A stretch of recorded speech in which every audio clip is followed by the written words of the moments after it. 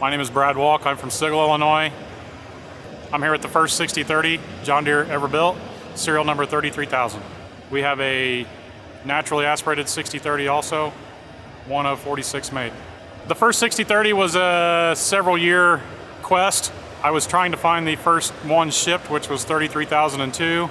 After the result of several thousand phone calls, a friend of mine who looks for used parts for 6030s stumbled across an individual in Ohio that was selling a 6030, and oh, by the way, it happened to be serial number 33,000. So my friend called me and he gave me the information, and I got a picture through email and I sent it to John Deere Archives.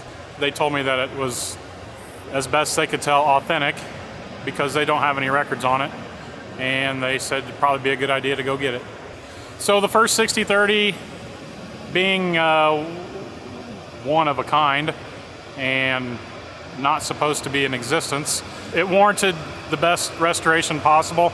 We put on all new John Deere parts, everything we could possibly get our hands on in the engine, transmission, as much of the tractor as new as possible. The paint job follows that same mentality.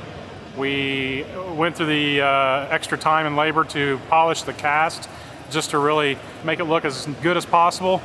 Everything is restored to 100% original. It probably took us about 2 years to do it. We had a little over 5,000 man hours in it. Their best guess, talking to some of the engineers, were that it came with 24.5 tires, because when I bought it, it was just used for local tractor pulling. It had 20.8 tires on it. It still has the original tack.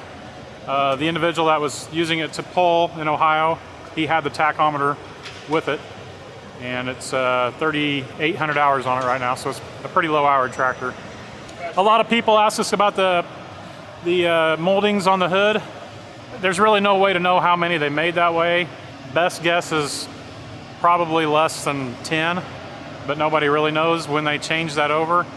The green air intake was a 1972 thing. They changed that in 73. So it's pretty neat to actually have one of the original 6030s with that John Deere molding on the hood. The non-turbo is one of the last non-turbos made. It is actually the last non-turbo to stay in North America. The ones after that were exported. It was in California. I believe it was on an orchard, and it was pretty rough when we got it. Had a spare tire tied to the front, kind of like a bumper. We called it the SS Minnow when we got it in. It needed a lot of work. We had to rebuild the transmission, and same as this, we did put as many new parts in it as we could, but we did not maybe spend the extra time on the restoration quite as much as we did on number one.